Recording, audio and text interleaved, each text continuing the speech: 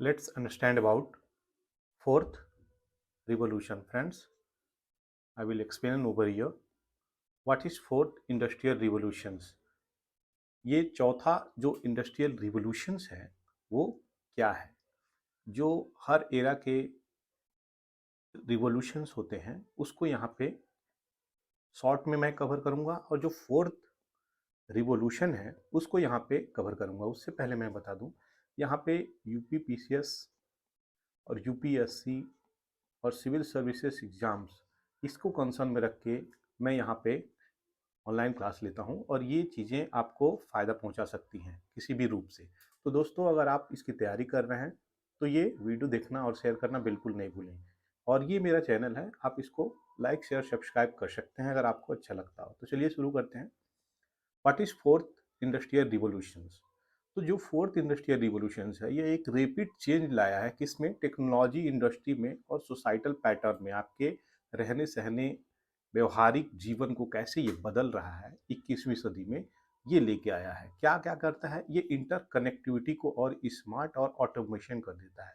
यानी जो मशीनें थी वो अपने आप कार्य कर रही हैं, बस एक एक्सपर्टाइज के द्वारा। अभी भी एक्सपर्टाइज की तो ज़रूरत है, लेकिन बहुत ही ऑटोमेटिक हो गई है मशीनें। तो ये एक रिवॉल्यूशन है। और ये टर्म किसके द्वारा लाया गया था? ये टर्म लाया गया था क्लॉस शॉब के द्वारा। कौन है ये क्लॉस शॉब? ये डब्ल्यूईएफ के फाउंडर और चेयरमैन थे। तो ये इनके द्वारा टर्म लाया गया है। इतनी पॉपुलर ये वर्ड हुई 2015 में कि इसका उपयोग बहुत ही व्यापक बढ़ गया, बहुत व्यापक बढ़ गया। तो ये आप समझ सकते हैं। इसमें क्या क्या इस्तेमाल होते हैं? आर्टिफिशियल इंटेलिजेंस, जीन एडिटिंग और एडवांस रोबोटिक स्टाइल्स। तो हर एक चीज़ इसमें आपको मिलेंगे। जैसे इंटरनेट ऑफ थिंग्स आईओटी है, machine to machine, artificial intelligence, nano technology का उपयोग, quantum computing system, biotechnology, industrial internet of things, fifth gen का wireless technology, 3D painting, fully automated vehicle devices. जो भी आपको चाहिए सारी की सारी ऑटोमेशन पे आ रही हैं। तो ये ऑटोमेशंस के चक्कर में ये फोर्थ रिवोल्यूशन आ रही है इंडस्ट्री में।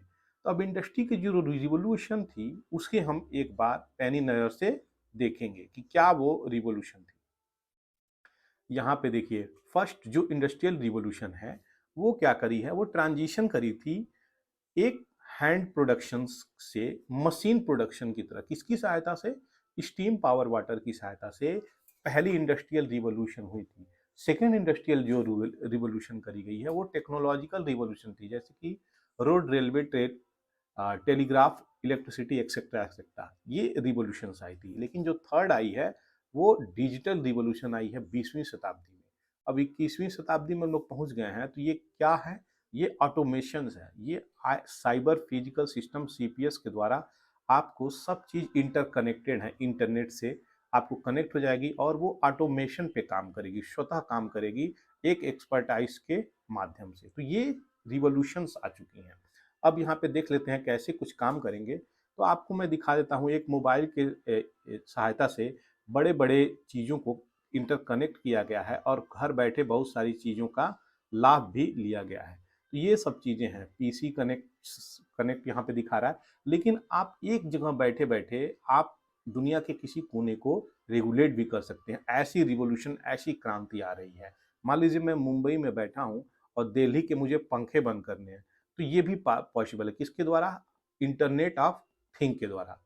ये इतनी रिवोल्यूशनाइज्ड एक्टिविटी आ रही है कि इसकी कोई व्याख्या नहीं है। ऐसे सोच सकते हैं। तो दोस्तों, ये न्यू जनरेशन की चीज़ें हैं। हर एक चीज़ को हम इंटरनेट ऑफ थिंग्स से कनेक्ट कर पा रहे हैं। और जो चौथा रिवोल्यूशन है वो ऑटोमेशंस पे लेके आई है।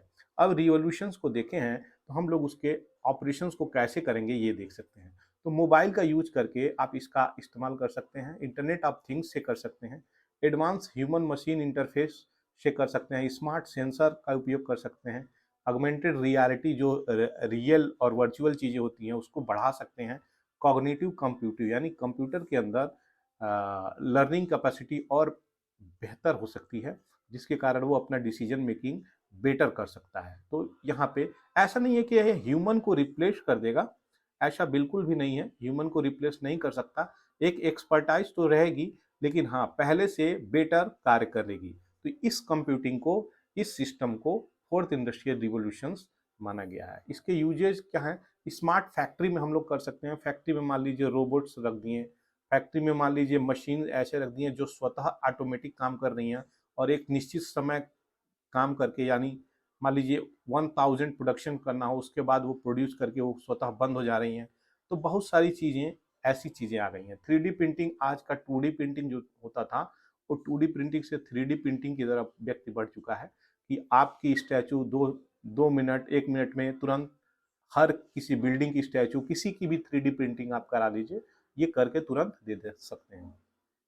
स्मार्ट सेंसर एक ऐसा एरिया है जिसका उपयोग बहुत सारे फील्ड में हो रहा है। इस सेंसर के उपयोग से बहुत सारे चीज़ों को हम लोग रेगुलेट कर सकते हैं और कंट्रोल कर सकते हैं और सस्टेनेबल यूज भी कर सकते हैं। मान लीजिए जो सेंसर होती है वो किसी भी फील्ड में हो सकती है, एग्रो फील्ड, इकोनॉमिक फील्ड, और हर फील्ड में इसका उपयोग, वाटर सिस्टम कंजर्वेशन में हर फील्ड में इसका उपयोग हो सकता है। एग्रीकल्चर एंड फूड इंडस्ट्री में भी ये रिवोल्यूशन आता है। और knowledge economy contribute to the accelerate technical scientific advancement. अब देखिए, टेक्निकल साइंटिफिक एडवांसमेंट में ये अगर उपयोग होगा तो नॉलेज और स्किल लोगों की ऐसे बढ़ेगी। तो नॉलेज स्किल बढ़ेगी जब, तो इसके बारे में लोग जानेंगे। और फोर्थ रिवोल्यूशन यही काम कर रहा है, आपको स्किल बनाने के साथ साथ ये क्या कर रहा है, ये आपके मशीन्स को इतना अपग्रेड कर रहा है कि वो ऑटोमेटिक कार्य कर सके। ये कैपेबिलिटी लाने की बात करी गई है। तो दोस्तों, ये प्यारी सी बातें थी फोर्थ रिवोल्यूशन, जो कि इम्पोर्टेंट और अभी कंकरेंट टॉपिक में चल रही हैं। तो मैं सोचा इसको कवर कर लेता हूँ। तो दोस्तों, अगर आपको अच्छा लगा हो, थैंक यू फॉर वॉचिंग पूरा एकेडमी। इसे शेयर करना बिल्कुल भी नहीं भूलें। थैंक यू फॉर वॉचिंग पूरा एकेडमी।